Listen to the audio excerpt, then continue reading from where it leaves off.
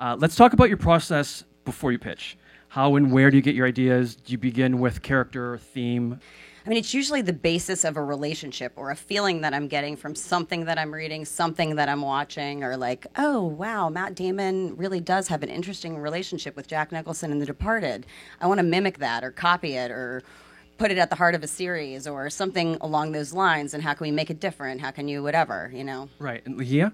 Usually if I'm really thinking about a premise or a world that I'm interested in, I still have to go back to character and figure out what is that person or those people that are going to be involved in the world that we're actually going to follow. Sean, from your standpoint as the agent, when you're working with clients, do they just come in and like, here's my pitch? I mean, it's my policy that no pitch leaves the office without me locking it. I need to, and sometimes, maybe I'm being too thoughtful as a salesman, but you want to make sure that you're sending the best pitch out there. What are you looking out for while you work on this pitch? How much do you work on character? What will you prepare?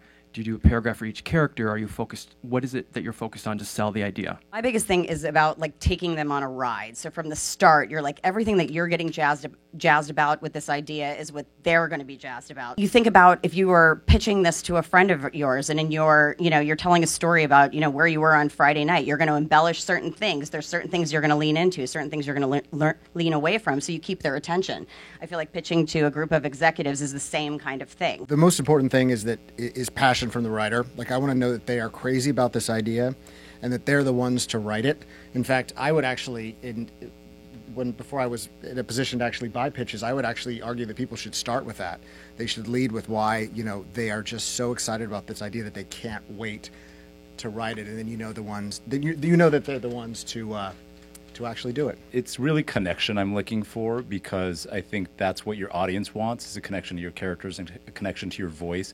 And I and Brian are probably your ultimate audience member, because we are the biggest fans of writers, the biggest fans of story. That's why we worked hard to get into these jobs, which can a lot of the time be very thankless and sometimes useless. But we're there because we love story and we love writers. And so we want connection. And if you can express why you have connection to something, and not literal connection, not because you experience it, but because there's something that's stuck in your craw and you're mad or you're annoyed or you're enamored. And it's that kind of emotion that I think very much translates within the first few minutes. What I don't like is being sold to. There are over 50 scripted buyers out there right now. So as a producer, all I see is opportunity. It's incredibly exciting. So I actually don't believe in pitching. I believe in finding the right match.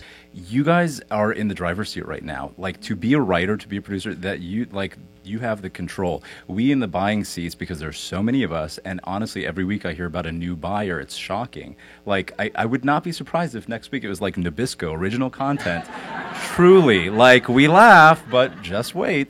But it's like, be specific with what story you want to tell. You will find the home. This is not the place where you're like, I've got to sort of soft the edges and really sort of make sure that it works for ABC and TNT and FX and Hulu and whatever. It's like, no, do what you want to do. And if someone isn't like ready to go along with that ride, say, thanks, see you next time. Someone will find it and someone will be your home that you're looking for. And that's really something that I think you should all use as your guiding light.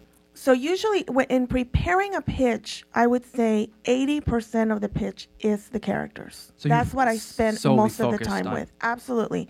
So I still have the log line. So I do the the 1 sentence, the 3 sentence, the 10 sentence.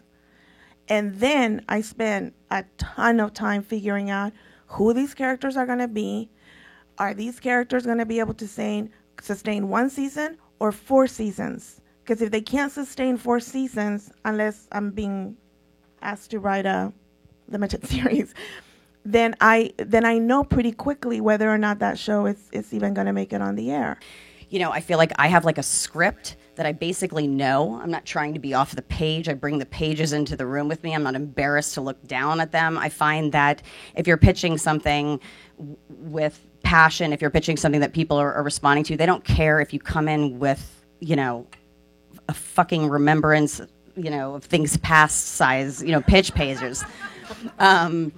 So I feel like, so I'll go in there with that, and then I know it well enough to deviate from it. So I know well enough to, like, if I'm losing my audience a little bit, I know what to lean into, what to lean away from. But I find that I personally have to have something. I need a guide going in there. With a television show, sometimes I do bring photographs. Sometimes I bring actors who I could see in the role, or just really hot guys that I found on the internet. I think we have to remember that this is a sales process. You are selling yourself, you're selling your idea, and it is really, really competitive. So when you can open with something that, if you're doing a show about, in fact, a couple months ago, I heard a pitch about the sort of the cult-related world, and the writer had actually been in, as a child, with his family in a cult. That's a great way to open a pitch. It's like, make it feel current. I know you want to tell the story, but why does it need to be on TV in 2016? You don't take one pitch out anymore. If you're going to 8 places, you're taking out 8 different pitches. No doubt about it. Everything needs to be tailor-made. Amazon's going to buy something very different than TNT. Like, if you're going into CBS, I'll lean into the procedural. If I'm going into ABC, I'm going to lean into the girl part of it. If I'm going to NBC, I don't know, I'm going to lean into the James Spader of it all. I don't, and then you go to Fox and you're going to lean into like a muscular sort of, ballsy kind of like wannabe FX, but not quite there because we're network. One of the big misconceptions is that executives are looking for a reason to pass, and I think it's just the opposite.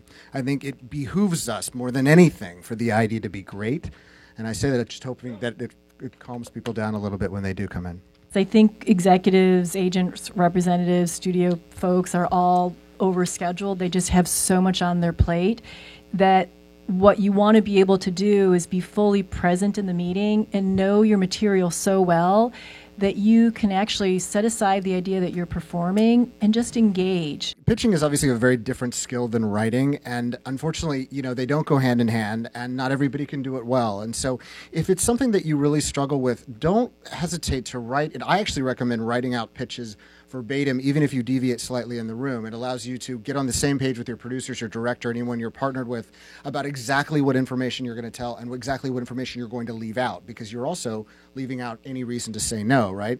So agreeing with that and kind of coming up with that script, even if you don't follow it to a T, I think is a really good idea.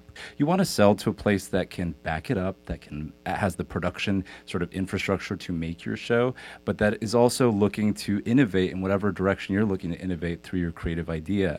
I've never really done a Bible. I was paid to write one for like a show that was like right about to get picked up, but I've never really done it. But I do have an awareness of definitely where the first season is going, a probably pretty good awareness where the second is, and I know where, like, over the course of the season what the arc is going to be. And if I'm pitching cable, I absolutely know where the character is going to end at the end of whatever it is, 5 or 6 seasons.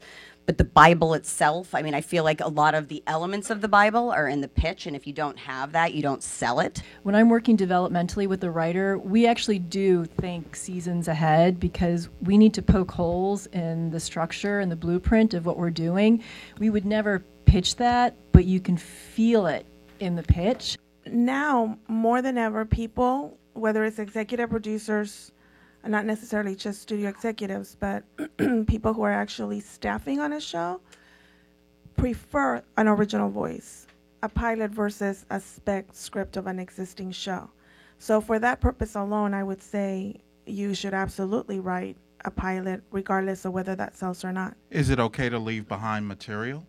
No. Okay. No. You might as well be leaving behind a noose. Chocolates, yes. Pages, no.